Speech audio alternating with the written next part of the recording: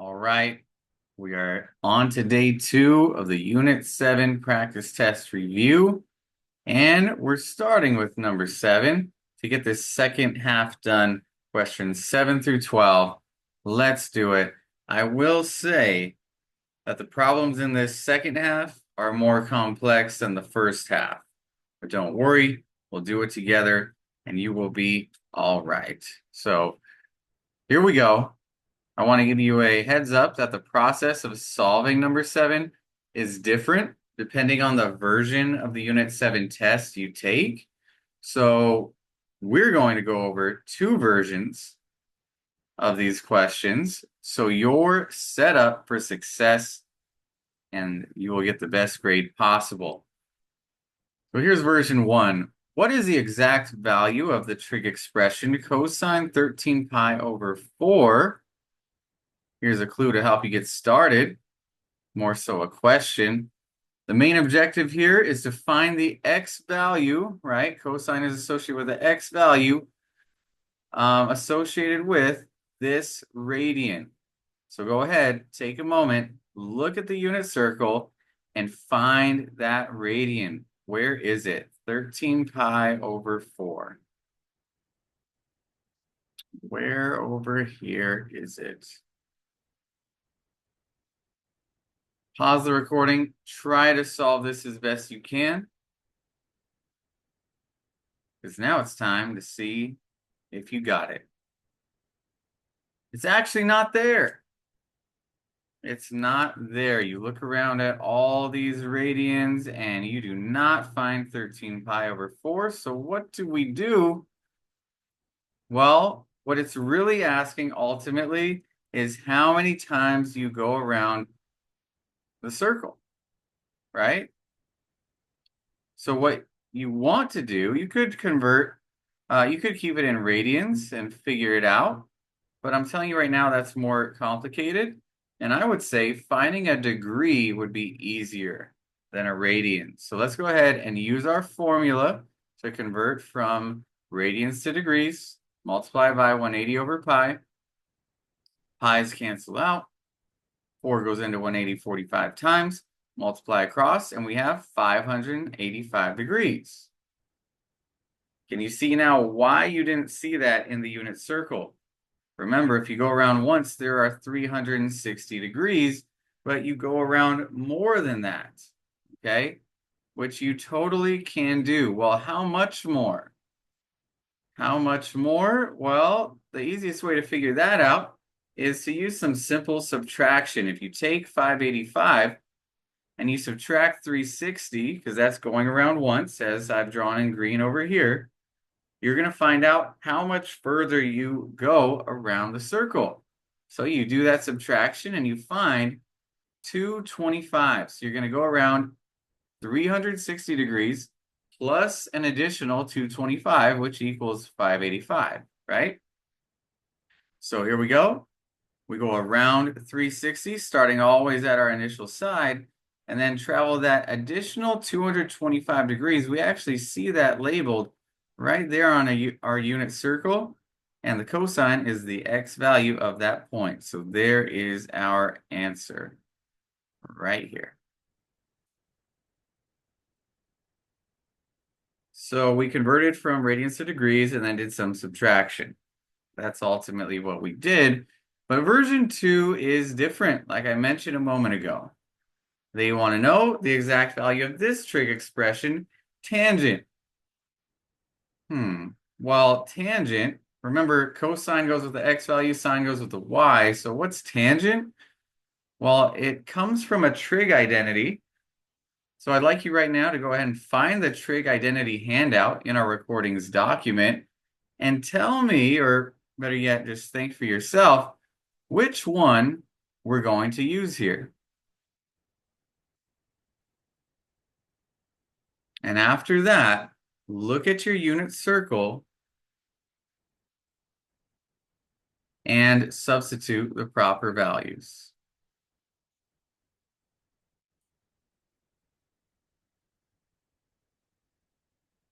All right, let's see how it's done. Here it is, not a ton of work. but it's done differently, right? We want this trig expression that is solving for tangent, right? Solving for tangent, sine of theta over cosine of theta. So you first find this radian. You're going to find it in quadrant 2 right here, highlighted in blue. And then you want to find the sine y value, right? Put it on top. There it is. And then the cosine, the x value, put it on bottom. I've color coordinated so you can really see where everything goes and where it comes from. Now we have what we need, but it's not simplified at all. This is a complex fraction. Remember, keep, change, flip. In other words, keep your top fraction the same, right there. Change division to multiplication, and flip that bottom fraction. 2's can cross cancel, multiply across to get negative square root of 3. Now that's the tangent of this angle, 2 pi over 3.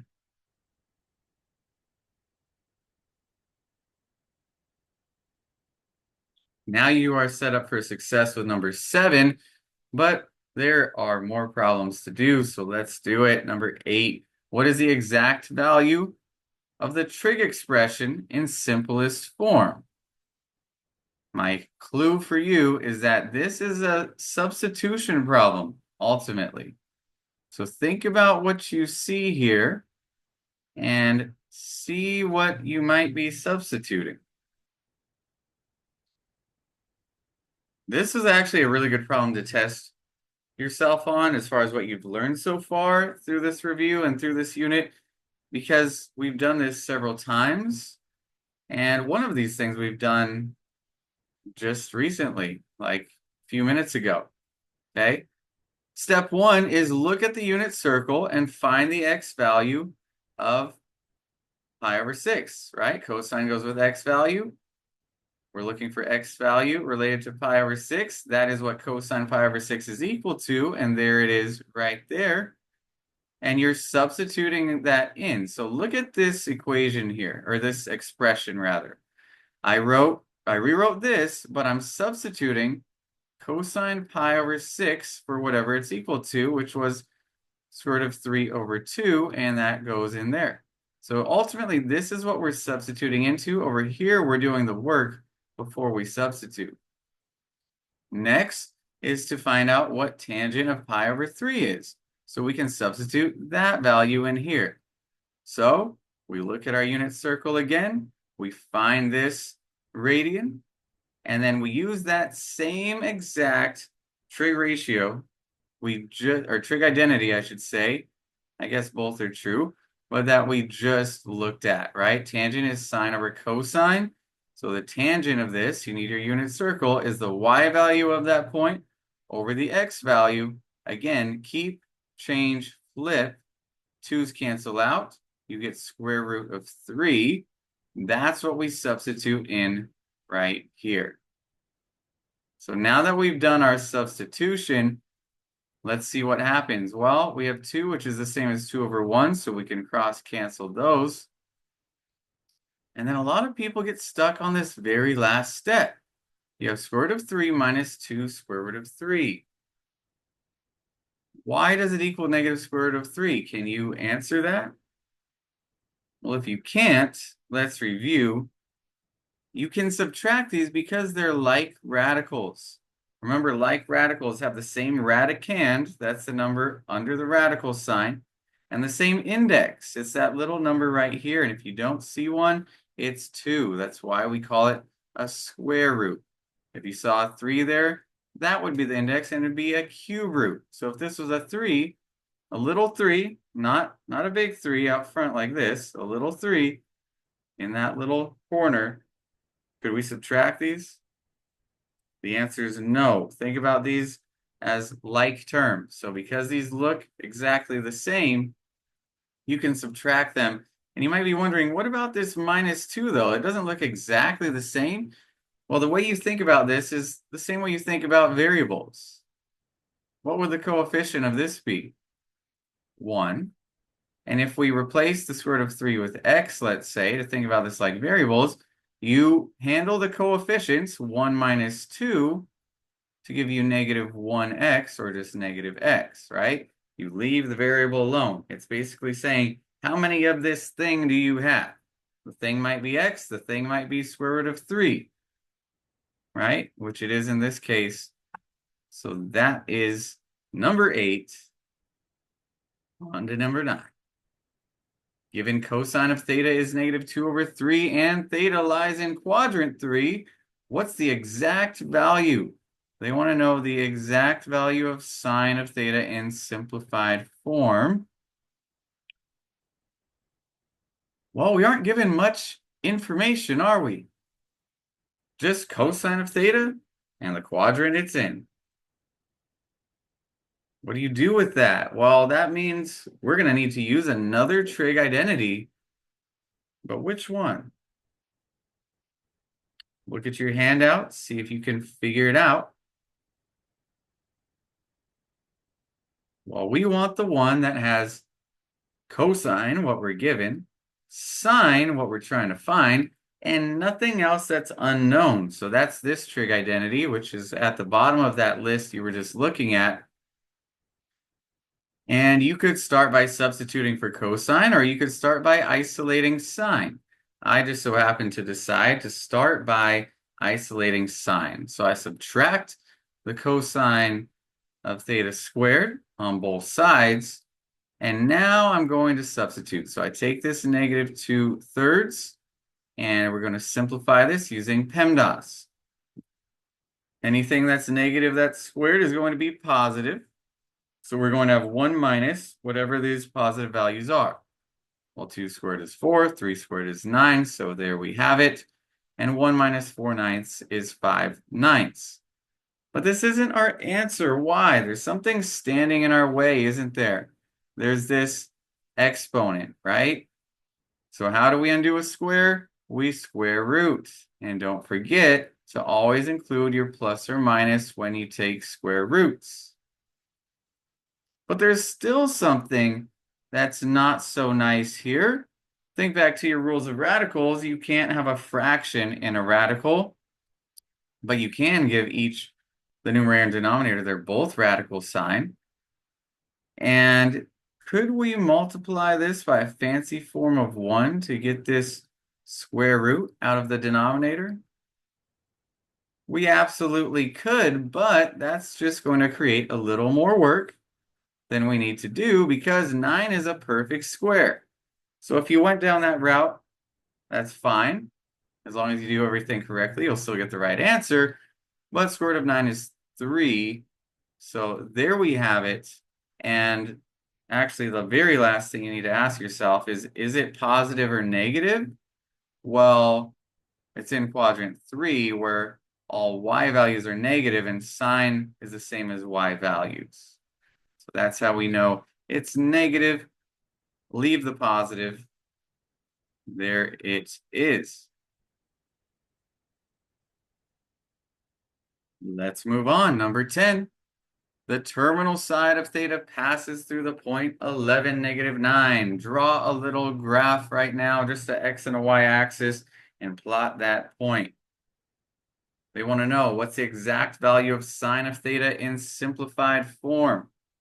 Okay, I don't really love the way this question is worded because the K-12 test basically says, okay, write it in simplified form, but it's going to actually want your answer in radical form, simplest radical form, meaning you're not going to actually take the square root. If you can pull out perfect squares, great. But other than that, leave it alone. Don't actually type in the square root and write your decimal answer. I would think that's exact, but apparently they do not. So now is your time to try number 10.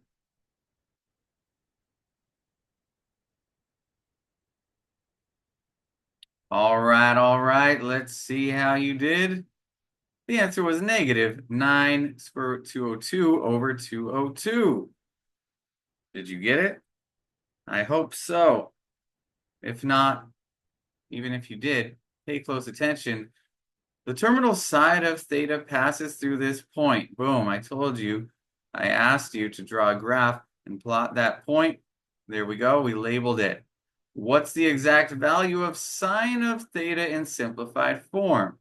So sine of theta is SOHCAHTOA, right? So opposite over hypotenuse. Theta is always the interior central angle. So we have our point, we draw our terminal side, going from the origin to our point. We draw a perpendicular line to the x-axis to form our right angle. So we have a right triangle, which we want. And everything is all about theta now, right here. So opposite hypotenuse across from the right angle, unknown. So we don't know that, and that's where most of the work is going to come from. Now let's be clear, this point is at 11, -9 because we went right and then down, but a distance is positive, so that value 9 is actually positive. Now we're going to use the Pythagorean theorem. A squared plus b squared is c squared. Instead of c, I just put h to keep everything consistent and hopefully not confusing. So we're going to do 11 squared plus 9 squared is h squared. While you square these, you add them together, you get 202. But you need to square root both sides, again, plus or minus, but we're talking about distance. So keep the positive, leave the negative. H is square root of 2 over 2. So we can finally plug that in right here, and we do that over here. 9 over square root 2 over 2. Again, we cannot have a radical in the denominator. And actually, this is as simple as it can get because it factors the 101 and 2, which are both prime. And this is what I was talking about earlier. You don't want to actually type in square root 2 over 2. You're going to get, I believe, 14 point da da da da da. You don't want that. That's not what the test is going to look like. You're going to just leave your radical as is, as long as you can't pull out any more perfect squares, which we can't, which we proved here. So we get 9 square root of 2 over 202. But where's the negative come from? Well, this is easy to forget. I have a big message here on that. It's easy to forget the negative sign, okay? Even though you saw this and it was positive, remember, you found the sine of theta and it's in quadrant 4, meaning the negative, it has a negative y value, right? Which is also the sine value. So you need to include that negative in the end. Don't forget, you've done all that hard work. Make sure you get the sign correctly. Make a note, highlight it in your practice test so you don't make that mistake. And guys, you've done the heavy lifting. Problems 11 and 12 are not as involved as what we've done so far. So if you feel pretty good about what we've done, you're in a really good place.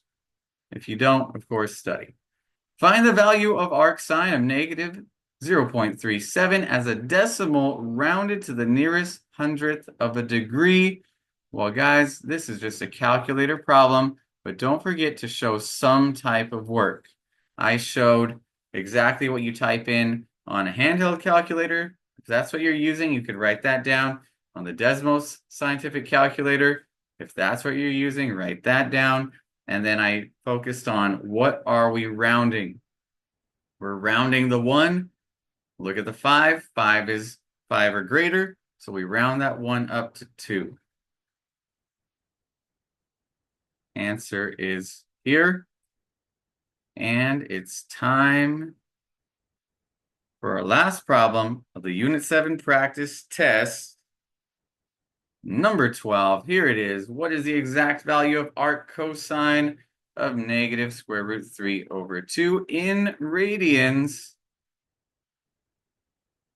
See if you can figure it out. Use your unit circle.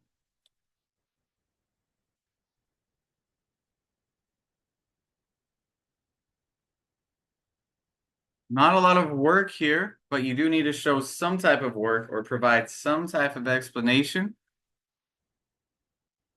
Remember, There are domain restrictions for arc cosine as well as arc sine and arc tangent, but for arc cosine, the domain restrictions mean the only options we're looking at are in quadrants 1 and 2. And since cosine is the x value of the point, we just need to find the point in quadrants 1 and 2 that has an x value of negative square root 3 over 2. And the x value of that point is our answer. So we take a look here. We look for all the x values and we find it here, negative square root 3 over 2. And then you just look at the radian. They want the answer in radians that's associated with that point. So our answer is 5 pi over 6. Remember, if you're finding cosine, it's reverse. Look at the radian, then find the x value. If it's arc cosine, you're thinking backwards. Find the x value and then the radian. And that's it. That wraps up our Unit 7 practice test. Now it's test time or study time, depending on your confidence level. Make sure you ask questions and do the best you can because you want to finish the semester strong.